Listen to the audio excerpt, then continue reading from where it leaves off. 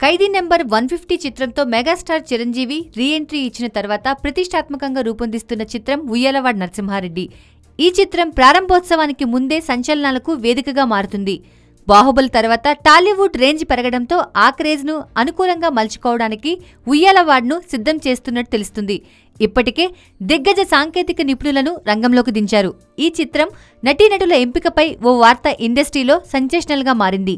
ఉయ్యాలవాడలో బాలీవుడ్కు చెందిన ఇద్దరు సూపర్ స్టార్లు నటిస్తున్నారనే విషయం టాక్ ఆఫ్ ది ఇండస్ట్రీగా మారింది. ఉయ్యాలవాడను ఇంటర్నేషనల్ ప్రాజెక్టుగా మార్చేందుకు ఈ నిర్ణయం తీసుకున్నట్టు తెలుస్తోంది. ఈ చిత్రంలో టైటిల్ రోల్ను చిరంజీవి పోషిస్తున్నారు.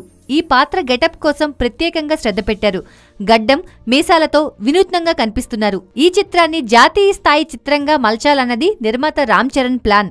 ఇదిలా ఉంటే ఉయ్యాలవాడలో అమితాబ్ బచ్చన్ మరో కీలక పాత్రను పోషించడానికి అంగీకరించారనేది ఇండస్ట్రీలో ఓ వార్త బాంబులా పేలింది.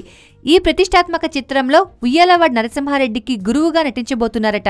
ఒకవేళ అదే నిజమైతే అమితాబ్ చేరికతో ఈ చిత్రం ఇంటర్నేషనల్ ప్రాజెక్టుగా మారడమే కాదు, ఇండియాలోనే ఓ క్రేజీ ప్రాజెక్టుగా మారే అవకాశం ఉంది.